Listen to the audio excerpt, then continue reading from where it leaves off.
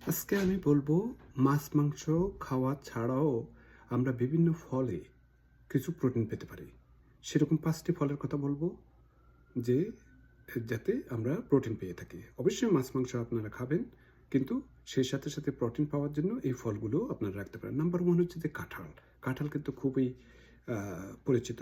কাঁঠালের বার্গারের কথা তো আপনারা শুনেছেন, যদিও এটা আমি যোগ করে বলেছি। তো সুতরাং এই কাঁঠালের মধ্যে অনেক প্রোটিন থাকে এবং সেটি কিন্তু আপনারা খেতে পারেন। নাম্বার 2 হচ্ছে যে কলা।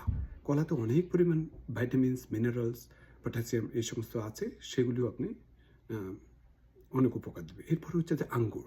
আঙ্গুর বিশেষ করে যদি এটি কিন্তু অনেক ধরনের ভালো ভাইটামিনস অ্যান্ড মিনারেলস দিয়ে থাকে এবং সেটি কিসমিসের মধ্যেও আপনি পেতে পারেন। যেমন 100 গ্রাম কিসমিসের মধ্যে 3 গ্রাম আপনি প্রোটিন পেতে পারেন। এরপর হচ্ছে যে খেজুর। খেজুর খুবই উপকারী। খেজুরের মধ্যে যে আপনার বিভিন্ন ধরনের প্রোটিন আছে, যেমন 100 গ্রাম খেজুরের মধ্যে 2.45 গ্রাম প্রোটিন আছে, এছাড়াও আছে 8 গ্রাম ফাইবার। সুতরাং 2টো খেজুর মিনিমাম আপনারা সবাই খেতে পারেন।